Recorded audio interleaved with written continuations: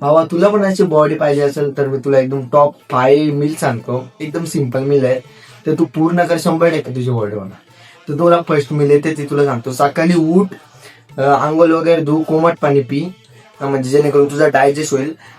नंतर 2-3 अंडी आणि बनाना खा ना, थोडेफार काजू बदाम असतील ते खा ना. तुझ्या घरात काय ते सकाळी केलं असेल आईने भाकर वगैरे ती खा. ती फर्स्ट मील झाली. तर सेकंड मील आपला लंच टाइम, जेवण टाइम, राईस चिकन खा किंवा सोयाबीन राईस खा. जेणेकरून तू रोज रोज तर नाही चिकन राईस खाऊ शकत, देखील कधी कधी सोयाबीन राईस किंवा चिकन राईस असं काहीच जा.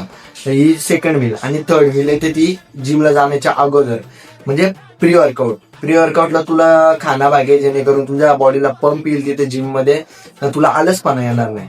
तर थर्ड मीलला तुला 2-3 राताली उकडत टाकायचे किंवा बटाटी किंवा कमीत कमी 100 ग्रॅम ओट्स दुधात खाऊन जा ना. मग तुला तिथं आलस येणार नाही, तुला वेट पण मस्त मारता येईल, मस्त जिम मजेत जाईल ना. चौथी मील सगळ्यात इम्पॉर्टंट मील म्हणजे चौथी मील तुला ती पूर्ण करायचीच आहे. जिमशी आल्यानंतर 4-5 अंडी किंवा बॉईल चिकन खा. थोडंफार असं प्रोटीनवाला बॉईल चिकन किंवा अंडी तुला कंपल्सरी खायच्यात, कारण अंडे जास्त प्रोटीन, किंवा पनीर खा. तुला जेवढं जे घरात असेल ते खा. प्रोटीन खाणं पाहिजे चौथी मील. तर चौथी मील झाली. आणि शेवटची मील म्हणजे 5वी मील. 5वी मील म्हणजे तुझ्या घरात जे केलं असेल ना मम्मीने, आईने, काय पण जेवण ते जेवण फक्त 5 मील फॉलो कर, 100% तुझी बॉडी होणार. जय श्री.